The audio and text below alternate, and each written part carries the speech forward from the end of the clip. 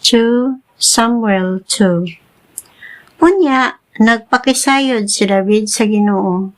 Muadto ba ako sa usa sa mga syudad sa Juda? Ug giingnan siya sa Ginoo, lakaw.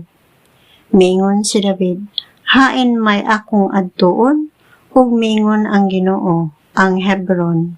Busa, miadto si David didto uban sa iyang duha ka asawa, si Ahinoam nga taga Jezreel o si Abigail, ang biyuda ni Nabal nga taga Carmel. Gidala ni David ang iyang mga tao uban sa ilang banay ug namuyo sila sa mga kalungsuran sa Hebron. Unya miadto kang David ang mga tao sa Juda ug ilang gidihugan si David aron mahimong hari sa banay ni Juda. Ilang gisultihan si David nga gilubong si Saul sa mga tao sa Jabes Gilead ug iyang giingnan sila. Panalanginan unta kamo sa Ginoo kay inyo mang gipakita ang inyong pagmahal kang Saul nga inyong agalon. Pinaagi sa inyong paglubong kaniya. Ug karon ipakita unta sa Ginoo kaninyo ang iyang makanunayong gugma ug pagkamatinumanon sa iyang saad. Ug buhaton ko kaninyo ang maayo kay inyo man kining gibuhat. Busa karon salig ug pagmaisog kamo kay patay naman si Saul ug gidihugan ako nga hari sa banay ni Juda. Niini higayuna ang general sa kasundaluhan ni Saul nga si Abner, anak ni Ner, kauban ni Isboset, nga anak ni Saul, mikagyo latas sa Jordan ngadto sa Mahanaim. Gihimo niyang hari si Isboset ibabaw sa Gilead, sa Asur, sa Jezreel, sa Ephraim, sa Benjamin o sa tibok Israel. Si Isboset nag-edad og 40 sa pagsugon niyag hari sa Israel ug naghari siyag duha ka tuig. Apan si David mo'y hari sa Juda. Naghari sa David didto sa Hebron, ibabaw sa banay ni Juda, sulod sa 7 ka tuig og tunga. Unya gikan sa Mahanaim miadto si Abner ug ang mga sakop ni Isboset sa Gibeon. Gisugat sila ni Joab nga anak ni Seruah ug sa mga sakop ni David didto sa linaw sa Gibeon ug nagatbangay sila nga naglingkod apin sa linaw. Giingnan ni Abner si Joab, pasangkaon ta ang mga batan-ong sundalo sa atong atubangan. O si Joab miingon, sige. Unya, nanindog ang mga sundalo o gipamartsa sila. Napulog duha gikan sa banay ni Benjamin alang kang Isboset o napulog duha gikan sa mga sakop ni David.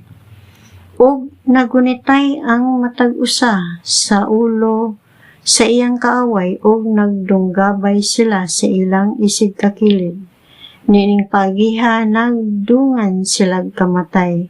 Busa ginganlan katong dapita og Helkat Hasurim sa yuta sa Gabaon. Bangis kayo ang panag-away ni anang adlaw og nalupig si Abner ug ang mga Israelita sa mga sakop ni David. Ug didto ang tulo ka anak ni Seruiah, si Joab, si Abisai ug si Asahel. Kini si Asahel kusog kaayang mudagan, daw lagsaw. Si Asahel migukod kang Abner, ug wala siya tipas-tipas.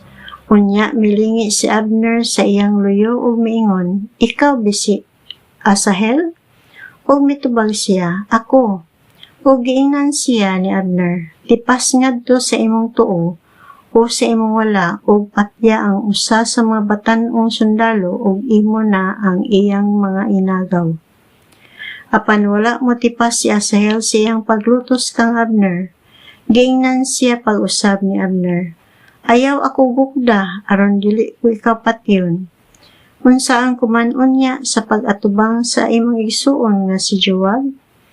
Apan wala siya motipas, busa gidunggab siya ni Abner pinaagi sa bangkaw ug milapos ang bangkaw sa likod ni Asahel. Natumba siya didto ug namatay. Nagbarog nga walay lihok ang tanan nga nangadto sa dapit nga namatayan ni Asahel. Apan gilutos ni Joab o ni Abisai si Abner. Sa hapit na mosalop ang adlaw, miabot sila sa bungtod sa ama at bang sa Giya, nga maoy agianan padulong sa kamingawan sa Gibeon. O nagkasabot ang mga taga-Benjamin nga magpaluyo sila kang Abner, o nag-usa sila pagpundok dito sa tumoy sa bungtod. Unya gitawag ni Abner si Joab. Padayunon ba nato ang panag-away? Wala ka ba masayod nga pait ang sangputanan niini? Nganong dili man nimo pugngan ang imong mga tawo sa paggukod sa ilang mga kadugo? Ug mingon si Joab, ipanumpa ko sa ngalan sa bayang Diyos nga kung wala ka pa magsulti niini, padayunon unta sa ako mga sakop ang paggukod sa ilang kadugo hangtod sa pagkabuntag. Busa gipatingong ni Joab ang trumpeta ug mihunong ang tanang mga tao ug wala nagukda ang Israel ug naundang na ang away. Tibok gabii nga nagbakta si Abner ug ang iyang mga tawo tadlas sa walog sa Jordan. Gilatas nila ang suba sa Jordan ug tapos sa tibok buntag nilang paglakaw, miabot sila sa Mahanaim. Mihunong si Joab sa iyang paglutos kang Abner ug miuli siya.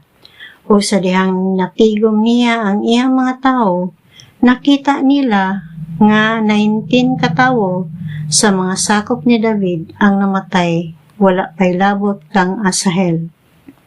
Apan nakapatay ang mga tao ni David ug 360 sa mga tao ni Abner.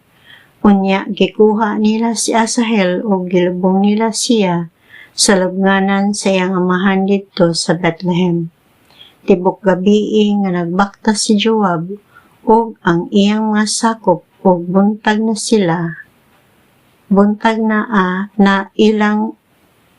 na sa ilang pag-abot sa Hebron.